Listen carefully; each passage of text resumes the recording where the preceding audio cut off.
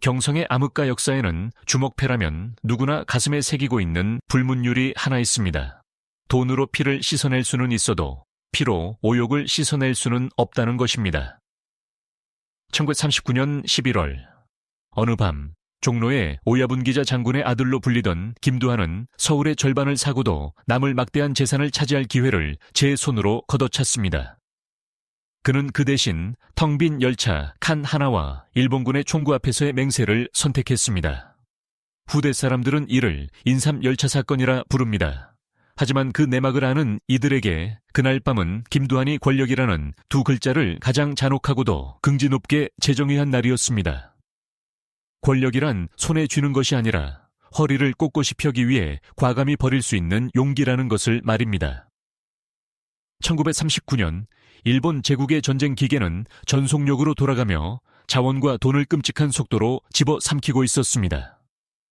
그 괴물을 먹여 살리기 위해 세금 같은 정당한 수입만으로는 턱없이 부족했습니다. 총독부 경찰은 그림자 속에서 사상 최대 규모의 마약 거래망을 구축했습니다. 최상급 아편 덩어리들은 고려 인삼과 황실 의약품이라는 그럴듯한 포장지로 위장되어 경성에서 한반도 전역으로, 더 나아가 만주로 보내질 날만을 기다리고 있었습니다.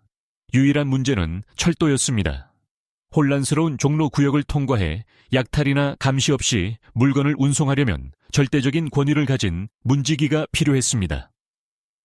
그 적임자는 다름 아닌 김두한이었습니다.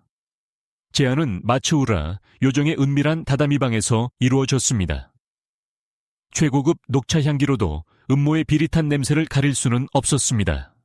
김두한의 맞은편에는 여우 같은 미소와 뱀처럼 차가운 눈빛을 가진 총독부 고위관리 사토가 앉아 있었습니다. 사토는 김두한 앞으로 계약서 한 장을 밀었습니다.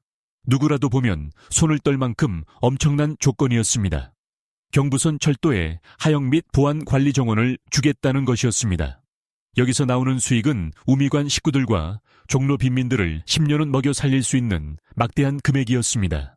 사토가 부드럽지만 협박이 서린 목소리로 말했습니다. 김 선생님, 부친이신 김좌진 장군은 말 위에서 호령하던 영웅이셨지요. 하지만 세상이 변했습니다. 칼은 무식한 자들이나 쓰는 겁니다. 진정한 힘은 경제에 있습니다. 이 특별한 화물칸을 안전하게 운송하도록 도와주신다면 경성 전체가 당신 발 아래 있게 될 겁니다. 거절하시겠습니까? 천황의 군대를 방해하는 죄는 곧 반역입니다. 형제들이 피를 흘리는 꼴을 보고 싶지는 않으시겠지요. 그것은 완벽한 함정이었습니다. 앞뒤로 적을 둔 형국이었습니다. 수락하면 돈과 권력을 얻겠지만 동포에게 죽음의 가루를 파는 앞잡이가 되어 돌아가신 아버지의 명예에 먹칠을 하게 될 것이고, 거절하면 반일 분자로 몰려 일본군의 화력 앞에 우미관이 잿더미가 될 게 뻔했습니다. 김두한은 찻잔을 만지작거리며 침묵했습니다. 그의 머릿속에서는 엄청난 속도로 수싸움이 벌어지고 있었습니다. 몸을 피하는 것뿐만 아니라 피를 흘리지 않고 상대방의 명예에 치명타를 날릴 한 수가 필요했습니다. 김두한이 고개를 들었습니다. 그의 눈빛은 기이할 정도로 평온했습니다. 동의하겠소. 하지만 조건이 하나 있소. 워낙 귀한 특별 화물이라고 하니 단 1g의 오차도 없도록. 운송 당일 밤 내가 직접 화물칸 봉인 절차를 확인하고 싶소. 김두한의 신용에 흠집을 낼 수는 없으니까. 사토는 호탕하게 웃었습니다. 그는 종로의 호랑이가 드디어 돈 냄새에 길들여졌다고 믿었습니다. 바로 그 순간 자신의 화물에 사형 선고가 내려졌다는 사실을 꿈에도 모른 채 말입니다. 운송 당일 밤 서울역은 짙은 안개와 기차의 증기 소리에 잠겨 있었습니다. 공기는 끊어질 듯 팽팽했습니다. 소총으로 무장한 수십 명의 일본군이 야술번 화물칸 주변을 철통같이 감시하고 있었습니다. 고려 인삼 특상품 라벨이 붙은 수톤의 아편이 실려있는 칸이었습니다. 김두한은 우미관에 핵심 부하들을 대동하고 나타났습니다. 그들은 무기를 소지하지 않았고 단정한 양복 차림을 하고 있어 묘하게 엄숙한 분위기를 풍겼습니다. 사토는 의기양양한 표정으로 기다리고 있었습니다. 오늘 밤이 지나면 돈도 벌고 김두한의 약점도 잡아 그를 영원히 꼭두각시로 부릴 수 있을 거라 확신했습니다. 하지만 시계 바늘이 자정을 가리키자 김두한은 짐을 싣는 대신 갑자기 뒤를 돌아 역 입구를 향해 신호를 보냈습니다. 어둠 속에서 걸어 나온 것은 깡패나 살수가 아니라 외국인 무리였습니다. 영국, 미국, 프랑스 등지에서 온 국제 기자들과 적십자 대표들이었습니다. 김두한이 애국지사들의 지하 조직망을 통해 비밀리에 섭외한 이들이었습니다. 그들은 무역협력 및 의료 지원 조인식을 참관한다는 명목으로 초청받았습니다. 사토의 얼굴색이 하얗게 변했고 손은 떨리며 권총 손잡이로 향했습니다.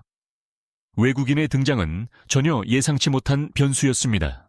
일본은 국제사회의 이목을 신경 써야 했기에 공공연한 아편 밀매가 드러난다면 엄청난 외교적 스캔들이 될 것이 뻔했습니다. 사토가 이를 갈며 물었습니다. 김 선생, 이게 무슨 짓입니까? 김두한은 그에게 대꾸하지 않고 기자들 앞으로 걸어 나갔습니다.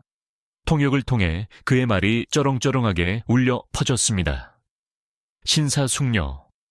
여러분, 일본 제국은 이곳에 문명과 번영을 가져왔다고 늘 주장합니다.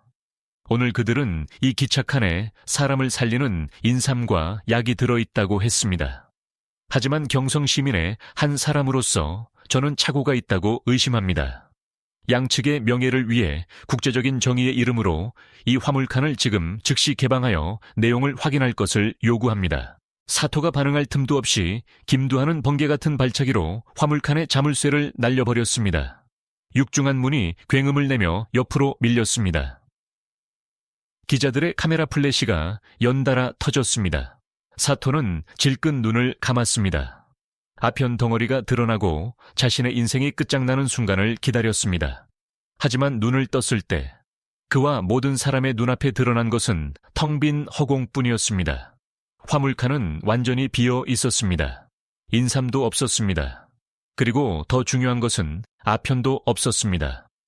서울역 플랫폼에는 기차의 증기 소리만 들릴 뿐 정막이 감돌았습니다.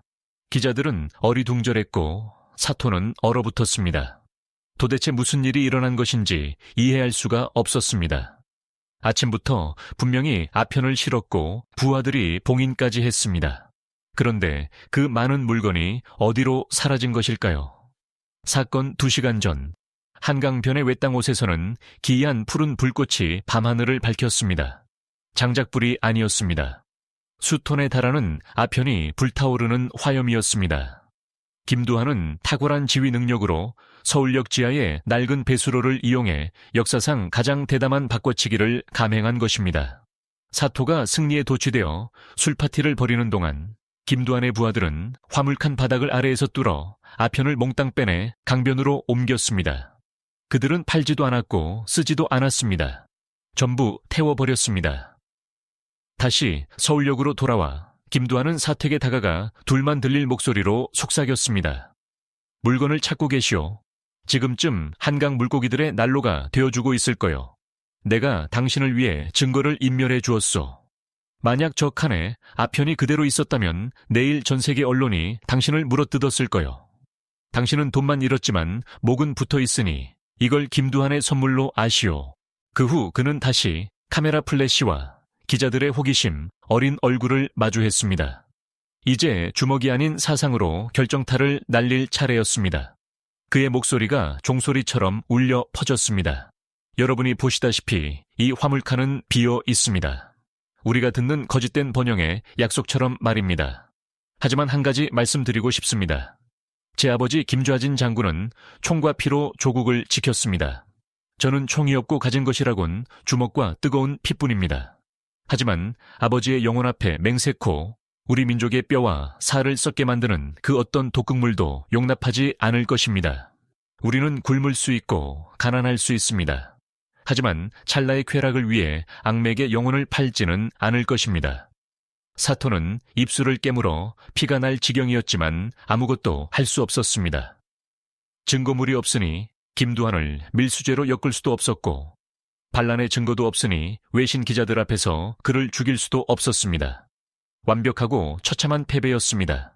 그는 수백만 원 어치의 물건을 잃었고 상부의 질책을 피할 수 없게 되었으며 무엇보다 적이 영웅처럼 걸어나가는 꼴을 지켜봐야 했습니다. 그날 밤 김두한은 단 한 푼의 이익도 챙기지 않고 서울역을 떠났습니다. 철도 운영권도 경성 최고의 부자가 될 기회도 거절했습니다. 부하들은 조금 아쉬워했지만 길가에 나온 시민들의 눈빛을 보는 순간 그 아쉬움은 눈 녹듯 사라졌습니다. 소문은 바람보다 빨리 퍼졌습니다. 종로의 상인들, 인력거꾼들은 김두한을 더 이상 단순한 주먹패로 보지 않았습니다. 그들은 그에게서 김좌진 장군의 환생을 보았습니다. 그날 밤 우미관으로 돌아온 김두한은 어두운 방에 홀로 앉아 아버지의 영전에 술 한 잔을 올렸습니다. 그는 마시지 않았습니다. 싸움은 이제 시작이라는 것을 알았기 때문입니다. 인삼 열차를 거부한 것은 지배 세력에 대한 가장 직접적인 선전포고였습니다. 한국인은 지배당할지언정 매수되지 않는다는 것을 보여준 것입니다. 한강변에서의 아편 소각은 단순한 패기가 아니라 일종의 정화 의식이었습니다. 자신과 민족의 혈관에 흐르는 피만큼은 어떤 대가를 치르더라도 깨끗하게 지키겠다는 서슬 퍼런 다짐이었습니다. 배신과 음모가 판치는 암흑께서 김두한은 협객의 가장 강력한 무기가 살인 기술이 아니라 인간을 악마로 만드는 유혹 앞에서 아니오라고 말할 수 있는 능력임을 증명했습니다. 그리고 때로는 민족을 지키기 위해 총을 쏘는 대신 더러운 황금 창고를 불태우고 고개를 꼿꼿이 든 채 걸어갈 용기만 있으면 된다는 것을 말입니다.